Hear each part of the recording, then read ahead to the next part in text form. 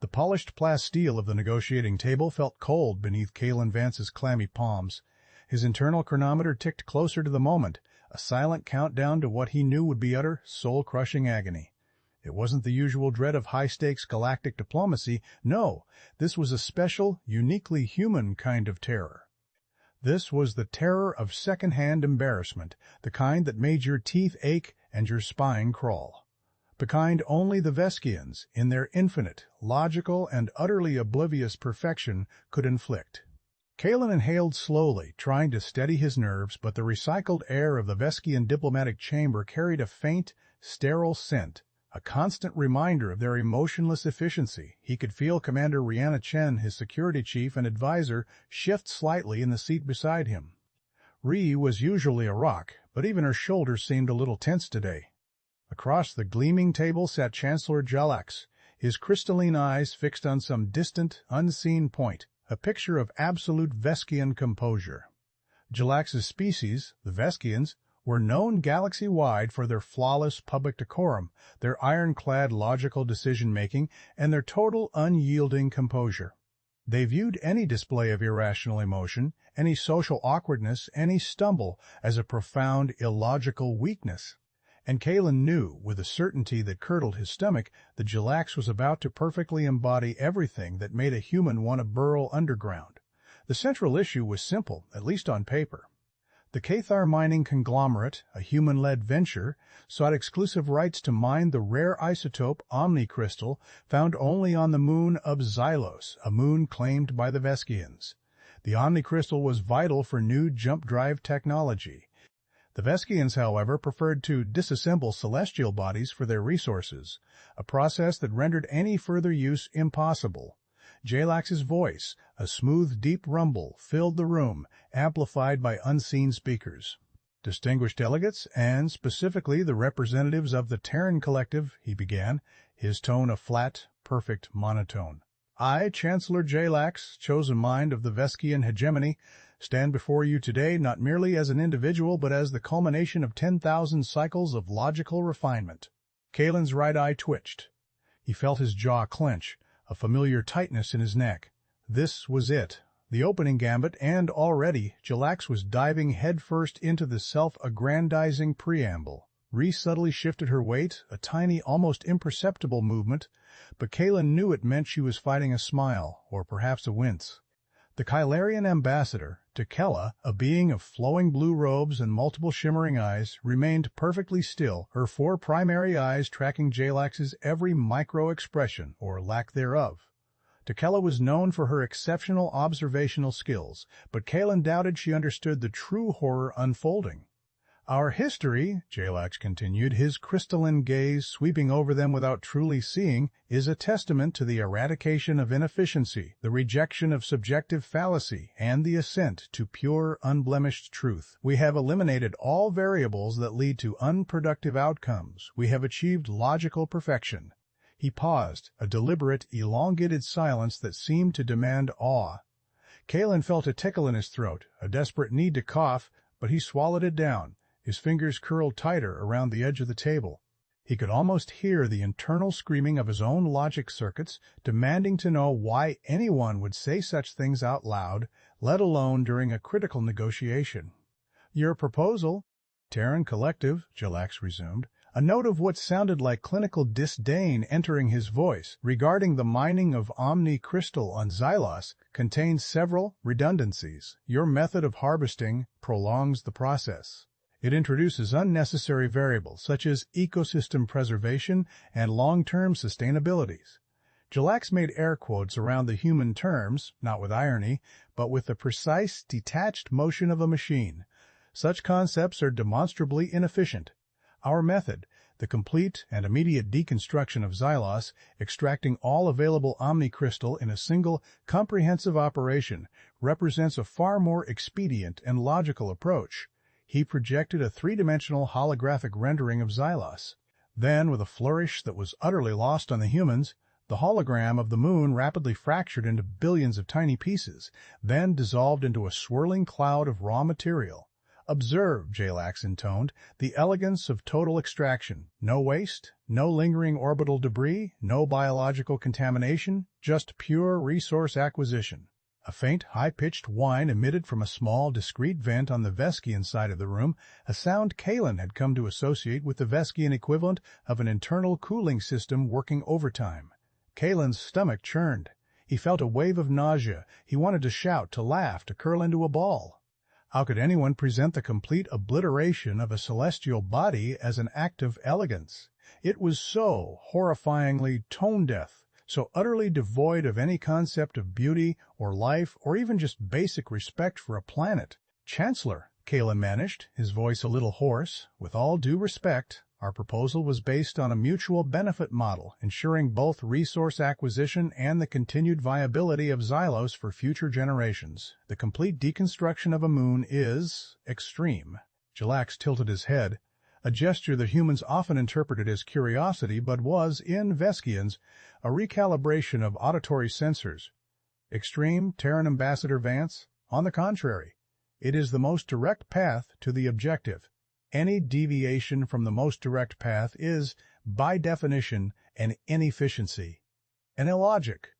He paused again, and then, without any segue, began to recount a detailed, step-by-step account of Veskian agricultural innovations that involved grinding all crops into a nutrient paste and feeding it to their population rather than allowing them to grow naturally. He spent 5 minutes describing the elimination of textural variance as a triumph of efficiency. Kaelen could feel his eye twitching uncontrollably now. Chen discreetly coughed into her fist, a sound that was just a little too loud, a little too prolonged.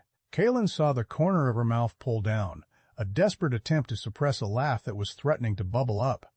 The Kylarian ambassador, Tekela, shifted, her top pair of eyes widening infinitesimally. Even Kylarians, known for their stoicism, seemed to be processing something unusual. Kaelen felt a hot flush creep up his neck. The sheer, unadulterated cringe was becoming physical. He wanted to rub his temples, to pull at his collar, anything to dissipate the agonizing discomfort. This was not a negotiation, it was a torture session designed by a hyper-efficient, utterly clueless algorithm. Jalax then moved on to his next point, a detailed analysis of Veskian educational reforms. "In our academies," he announced, "we have eliminated the concept of plays or creative expression. Such activities introduce emotional subjectivity and divert processing power from core logical tenets. Our young Veskians now dedicate 16 standard cycles per diurnal period to pure data ingestion and logical problem-solving." He showed a graphic of young Veskians looking utterly devoid of joy, sitting in neat rows, staring at data streams. Kaelen felt a profound, almost primal urge to make a noise. He saw Ree bite her lip hard, her knuckles white where she gripped the table. A small, involuntary shudder ran down Kaelen's spine. It was so bleak, so terribly, horribly bleak, and Jalax was presenting it with the proud, beaming certainty of a parent showing off a perfect report card. "This method," Jalax stated, "has resulted in a 0.00017% increase in logical processing speed across the average Veskian population cohort." He paused, again expecting silent, profound admiration. The silence stretched, thick and heavy. Kaelen couldn't hold it anymore. A small, involuntary sound escaped him. It was half a gasp, half a choked, strangled laugh, a desperate attempt to release the pressure building in his chest. His hand shot up almost instinctively to cover his mouth, his thumb pressing hard against his teeth. He felt his face flush a deep crimson. Chen, seeing his reaction, made a soft, guttural sound, like a mouse caught in a trap, and buried her face in her hands. Her shoulders began to shake. Ambassador Tekela's multiple eyes blinked rapidly, her head cocking to the side. Jalax stopped speaking mid-sentence. His crystalline eyes, which usually conveyed nothing, now seemed to hold a flicker of perplexity. The air-conditioning unit on the Veskian side suddenly went silent. The room became utterly still. Jalax scanned Kaelen, then Ree, then Tekela. "Are the Terran delegates experiencing a malfunction?" he asked, his voice losing its customary smooth quality, becoming slightly halting. "Or perhaps a localized atmospheric contaminant?" Kaelen pulled his hand from his face, trying desperately to regain composure. He was breathing quickly, his chest heaving. Ree was still hiding her face, her body still trembling. "No, Chancellor," Kaelen managed, his voice raspy. He swallowed, then tried again. "No, no malfunction, just a reaction, a human reaction." He tried to force a diplomatic smile, but it felt more like a grimace. He felt an intense heat on his cheeks, the burning shame of his accidental outburst. Jalax slowly extended a digit, pointing it at Ri Chen. "The female Terran delegate is exhibiting uncontrolled tremors and a complete obscuring of the primary sensor array. Is this a display of distress? Or perhaps amusement?" Kaelen winced. "It is a complex human emotion, Chancellor, one not easily translated." Ree slowly lifted her head, her face blotchy, her eyes glistening with suppressed laughter. She caught Kaelen's gaze, and for a fleeting second their shared mortification was a tangible thing, a bond forged in mutual agony. She cleared her throat a little too loudly. "Ambassador Jalax," Ree said, her voice still a little shaky, "with all due respect, the data on logical processing speed is fascinating. But have you considered the logical implications of not allowing your population to experience joy?" Jalax went utterly still. The question seemed to hang in the air, alien and incomprehensible. "Joy is an emotional construct. It is subjective. It lacks empirical value," he stated, but there was a flicker, a hesitation in his voice that had not been there before. "Its logical implications are negligible." Kaelen seized the opening. "And yet, Chancellor, human history shows that periods of joys and creative expression often lead to unforeseen breakthroughs, to intuitive leaps that pure logic alone might miss.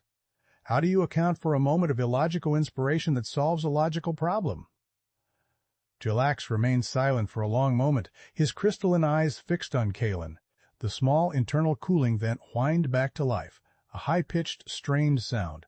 "Such a concept lacks quantifiable parameters," he finally stated, his voice now entirely flat. "It is a stochastic anomaly, an error." But the certainty was gone. It had been replaced by something new, something Kaelen had never heard from a Veskian: uncertainty.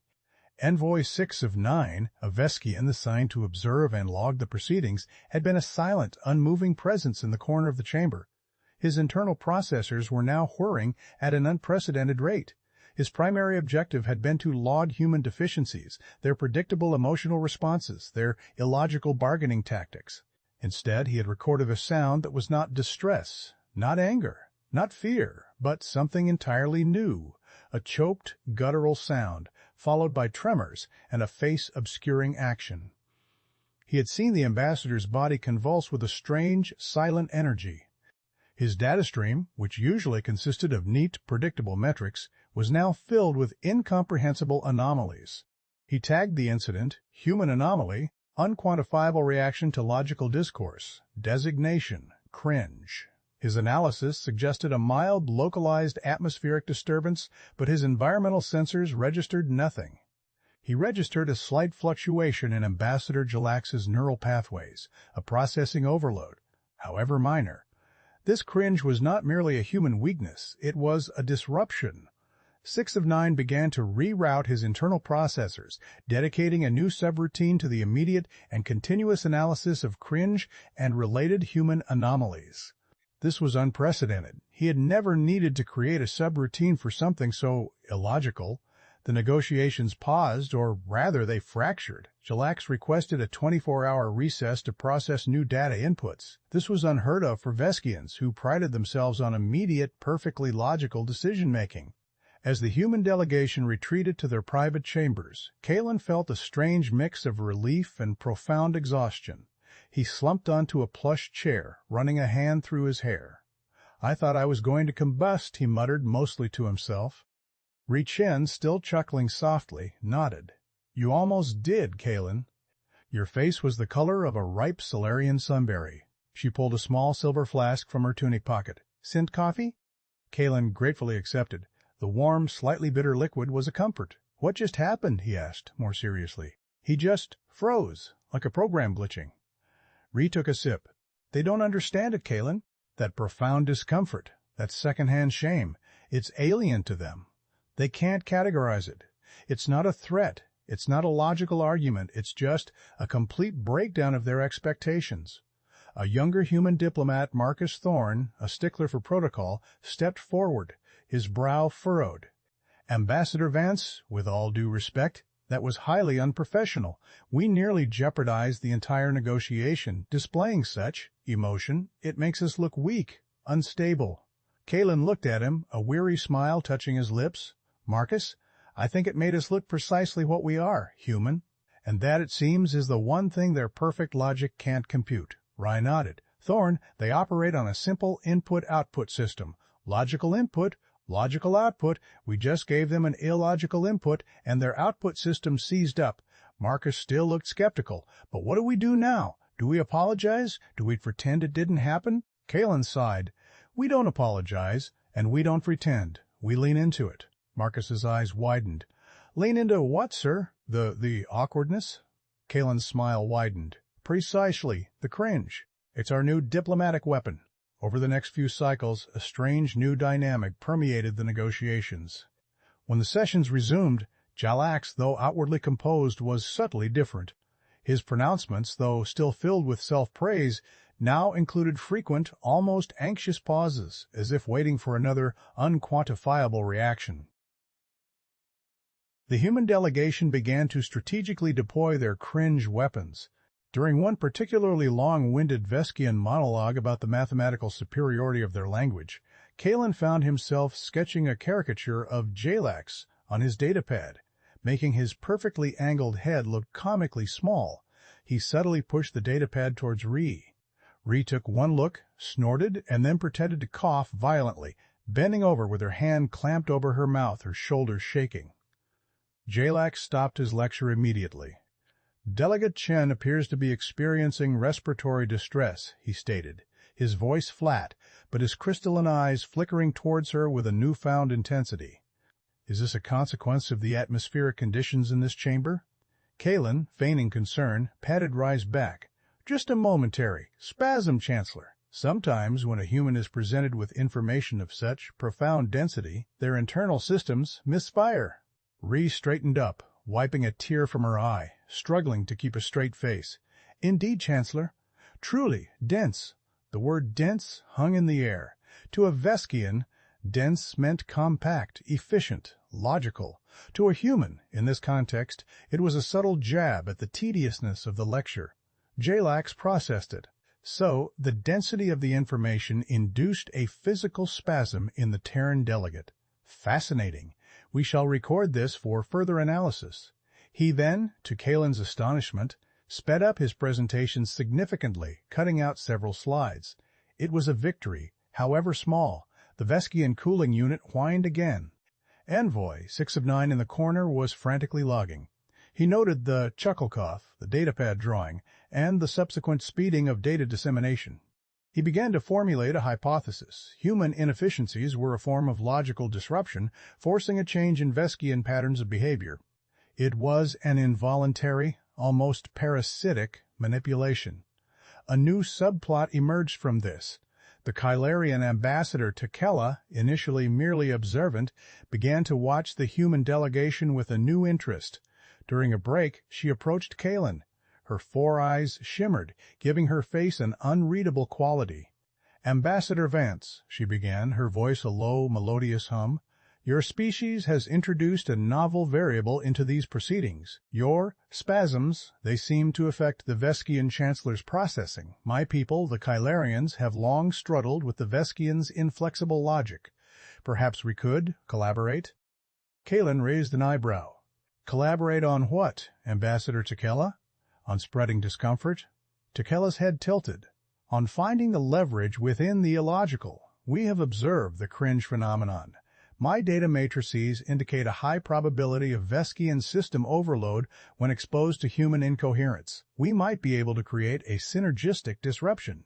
Kaelen suppressed a laugh. The Kaelerians, a species known for their stoic wisdom, wanted to learn how to weaponize secondhand embarrassment. "Tell me more," he said, a grin slowly spreading across his face. "The Kaelerians, in their attempts to mimic human incoherence, initially failed spectacularly." Tekela, in her next session, tried to produce a chuckle cough like Rye's. Instead, she emitted a low, resonant hum that sounded like a dying starship engine. It made the Veskians pause, but more with clinical interest than confusion. Jalax simply asked, Is the Kaelerian ambassador experiencing a resonance chamber failure? Takela looked utterly mortified, a very human expression for a Kaelerian. Kaelen and Ree had to bite their cheeks to avoid another spasm. Kaelen decided a lesson was in order. Ambassador Takela, he explained during a private session, the cringe isn't something you can simply perform. It's a visceral, uncontrolled reaction to genuine, profound awkwardness. You have to feel it. It comes from a deep empathy for the person making the mistake, combined with an overwhelming desire for the moment to end. Takela's eyes blinked slowly. Empathy for inefficiency? This is paradoxical. Kaelen nodded. Humanity is full of paradoxes, Ambassador. That's our strength. We embrace them. The Veskians try to eliminate them. Meanwhile, back in the human delegation, Marcus Thorne continued to voice his concerns. Ambassador, this is a dangerous game. What if the Veskians decide our reactions are an act of aggression? What if they retaliate? We could start a diplomatic incident, or, worse, a war. Kaelen looked at him calmly. Marcus, they analyze everything. If they thought it was aggression, they would have reacted by now. No, what we're doing is breaking their internal logic. They are trying to fit an illogical response into a logical framework, and it's scrambling them. This is not about aggression. It's about making them uncomfortable enough to actually listen, to deviate from their pre-programmed perfect solutions. Ree, ever practical, added, think of it as a logical circuit breaker, Thorne. Their minds are so optimized they can't handle a non-binary input. We're giving them pure static, and they don't know whether to classify it as on or offs. Marcus rubbed his chin, still unconvinced, but a seed of doubt had been planted in his rigid adherence to protocol. His own arc was beginning. He was starting to question the absolute truth of Proper's diplomacy. The slow pace of negotiations continued, each session marked by new Veskian pronouncements and new human cringe countermeasures. Jalax, during one presentation on optimal resource allocation, began to describe in excruciating detail the Veskian method of assigning citizens to roles based purely on genetic predisposition and logical aptitude, rather than personal choice or interest. This eliminates the subjectivity of fulfillment, which is a drain on societal output, he stated, showing a graph of fulfillment metrics that were flat lines, perfectly predictable. Kaelen felt a deep existential dread. He thought of human artists, dreamers, inventors driven by passion, not metrics. He thought of his own cousin who spent hours tending a small bonsai garden, a completely inefficient hobby. He felt a profound sadness for the Veskians, and then the sadness turned to rage, a quiet, simmering anger. This wasn't just logical, it was soul-crushing. His face crumpled, his shoulders slumped. He didn't make a sound, but his entire posture screamed utter despair. Chen, seeing him, knew this wasn't an act. This was genuine, deep human emotion. She subtly placed a hand on his arm, a gesture of comfort. Jalax, mid-sentence, froze. He didn't point. He didn't ask about atmospheric conditions. He simply stared at Kaelen, his crystalline eyes seeming to bore into him. The profound, unadulterated despair on Kaelen's face was not cringe. It was something else, something raw and unclassified. Terran Ambassador Vance, Jalax said, his voice unusually soft, your current posture indicates a significant energy expenditure. Is this reaction related to the data on societal allocation? Kaelen slowly looked up, his eyes meeting Jalax's. It is, Chancellor. It is related to the complete and utter elimination of human spirit, the reduction of life to a series of efficient numbers. His voice was quiet, but it held an undeniable force. You spoke of logical perfection. We speak of the cost of such perfection. The cost of 0.00017% increase in processing speed if it means losing everything that makes a sentient being worth being. The chamber was silent. Even Ambassador Takela seemed to hold her breath. This was not a diplomatic tactic, it was a truth, spoken from the heart. It was the deepest form of illogical communication. Jalax was utterly disarmed. His internal cooling unit whined loudly, then stopped, then whined again, erratically. Envoy 6 of 9's data logs began to show error messages, his subroutine for cringe suddenly inadequate. This was beyond cringe. This was existential human emotional output. It had no category. Jalax slowly, almost imperceptibly, took a step back from his podium, The cost? He repeated, as if the word itself was a foreign construct. A logical system eliminates cost. It achieves optimal output. Kaelen shook his head, a slow, deliberate motion. Not all costs are measurable in units of efficiency, Chancellor. Some costs are measured in the silence of a forced life, in the absence of a dream, in the lack of joy. Those are the most expensive costs of all. He looked directly at Jalax, his gaze unwavering. Your proposed deconstruction of Xylos, Chancellor. It is efficient, yes, but it is also a permanent silence. A cost not in resources, but in what could have been. This exchange, profoundly personal and utterly un-Veskian, shattered the rigid structure of the negotiations. Jalax, for the first time, did not immediately counter with a logical argument. He looked bewildered. He looked lost. He abruptly called for another recess, this one open-ended. News of the unprecedented disruption spread quickly through the diplomatic corps. Other alien races, who had long suffered under the Veskians' arrogant logical dominance, watched with a mixture of confusion and growing fascination. Ambassador Kaelen of the Kaelarian Alliance, now deeply invested in understanding humanity, sent a discreet message to Kaelen. Your vulnerability is a weapon, Ambassador Vance, a profound one. She, too, was undergoing a subtle transformation, her Kaelarian stoicism being chipped away by the raw, illogical power of human emotion. In the Veskian chambers, chaos, by Veskian standards, reigned. Jalax was undergoing a mandatory recalibration. Envoy 6 of 9 was presenting his findings to the High Council of Logic, a body of 12 senior Veskians. His report, normally a dry recitation of metrics, was filled with new, disturbing data points, unquantifiable emotional output, subjective moral outrage, irrational self-sacrifice for abstract concepts. He played back the recording of Kaelen's despair.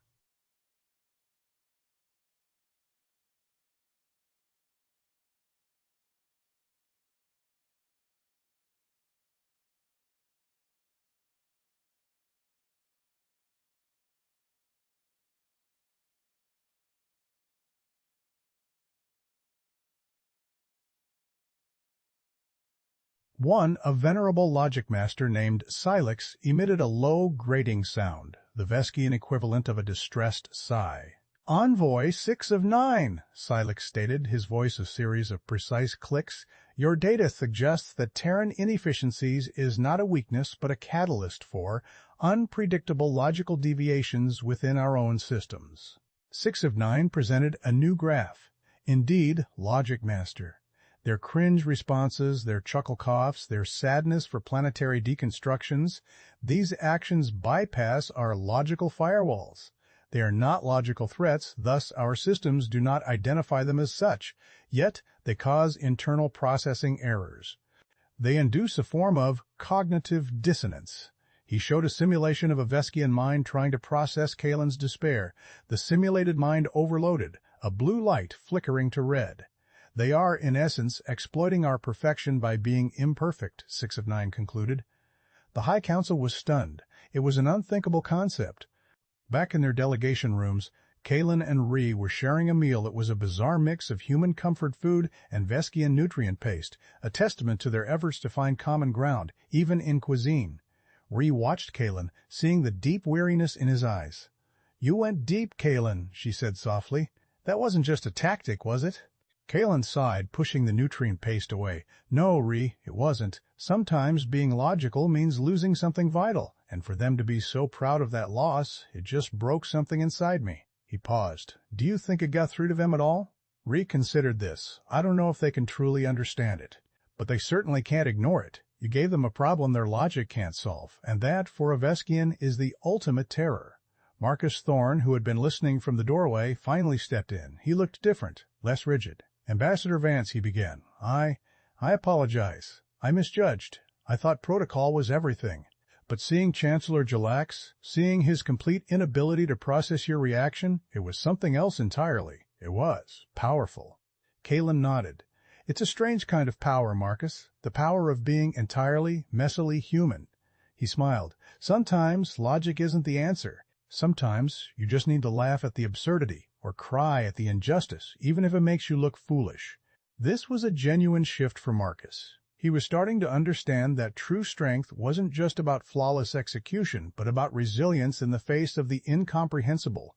The Veskian High Council reached a decision, one so unprecedented it would echo through the galaxy. Ambassador Jalax, still in recalibration, was removed from the primary negotiation role. In his place, to Kaelen's shock, stood Envoy 6 of 9. 6 of 9 entered the chamber. He did not boast. He did not present intricate logical arguments. He simply stood, his crystalline eyes fixed on the human delegation.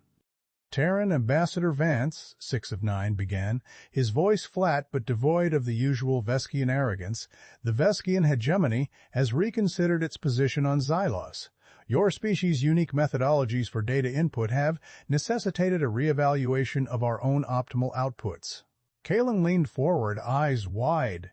Reed nudged him, silently urging caution. We propose, 6 of 9 continued, a joint venture. The Qatar mining conglomerate will be granted exclusive rights to mine omnicrystal on Xylos using your harvesting methods. In return, the Veskian hegemony requires immediate and unrestricted access to Terran data on unquantifiable emotional output, subjective human fulfillment, and the concept of illogical joy. We wish to understand these variables.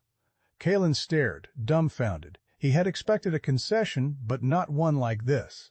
Not a surrender of their logical purity in exchange for human weakness. Rai had to physically push his jaw closed. You want to study our emotions? Kaelen stammered. 6 of 9 tilted his head. It appears to be a necessary component for comprehensive logical processing. Your species seems to possess a capability to influence reality through non-logical means. We wish to quantify this anomaly. He projected a new hologram. It was Xylos, now orbiting normally with small human mining operations subtly marked. Then a new layer appeared, shimmering lines of data, representing human emotions or reactions, swirling around the planet, a chaotic, vibrant energy. Our preliminary analysis suggests that your sadness for planetary deconstruction created a negative energy field that disrupted our core logical projections for optimal resource acquisition, 6 of 9 stated, completely serious. We require access to this field. Kaelen burst out laughing. It wasn't a nervous chuckle or a forced cough. It was pure, unadulterated human amusement, bubbling up from a deep, joyous place. Reachin laughed with him, a full-throated, unrestrained peal of mirth. Even Marcus Thorne, after a moment of confused hesitation, let out a nervous chuckle that quickly grew into genuine laughter. The Kylarian Ambassador Tekela observed them, a tiny, almost imperceptible tremor running through her robes. For the first time, a Kylarian seemed to be genuinely amused, not just observing. 6 of 9 simply watched them, his crystalline eyes still. He registered the new form of human outburst, this uncontrolled vocalization of pleasure. He logged it. The Terran delegates are emitting laughter in response to our logical request, he stated. Further proof of their non-binary processing. He paused. Is this laughter indicative of agreement? Kaelen, still gasping for air between laughs, managed to nod. It is, Envoy. It absolutely is. The negotiations concluded rapidly after that with a treaty that was surprisingly equitable considering the Veskian reputation. Humanity got its omnicrystal. The Veskians got humanity's illogical data. Years passed. The galaxy never quite recovered from the cringe incident. The Veskians, still fiercely logical, now had a bizarre new obsession. Their research vessels would often appear near human colonies, subtly observing human children at play. Artists creating, or even just people, sharing a meal and laughing. Envoy 6 of 9, now known as Logic Master of Emotive Anomaly, published countless papers on the mathematics of mortification and the physics of profound awkwardness. His most famous paper, The Human Paradox, How the Illogical Shapes Reality, became a foundational text in Veskian academia, though most of its conclusions remained deeply perplexing to the Veskian mind. Veskian diplomats, though still stoic, sometimes showed subtle, almost imperceptible tells. A faint, high-pitched whine from their cooling units when presented with a particularly illogical argument. A brief, almost invisible twitch of a digit when someone made an overly grand or self-congratulatory statement. It was a minute thing, but it was there. A legacy of the human cringe. Ambassador Kaelen Vance, now a revered figure in galactic diplomacy, would occasionally receive encrypted messages from 6 of 9. They were usually dry, data-rich reports on Veskian attempts to simulate illogical joy. One message described a Veskian experiment where subjects were forced to watch hours of human comedy. The result? A measurable increase in Veskian internal cooling unit activity and a collective system-wide error 404, data not found for the emotion humor. The report concluded, further research into human wit is required despite the significant resource expenditure on Veskian psychological recalibration. Our current logical frameworks are insufficient. Kaelen chuckled, remembering the agonizing discomfort, the pure, unadulterated cringe that had started it all. He knew, deep down, that the galaxy would always have its logical empires and its perfectly composed beings. But now, it also had humanity, messy, emotional, flawed, and utterly gloriously, embarrassingly human. And sometimes, that was all it took to change everything.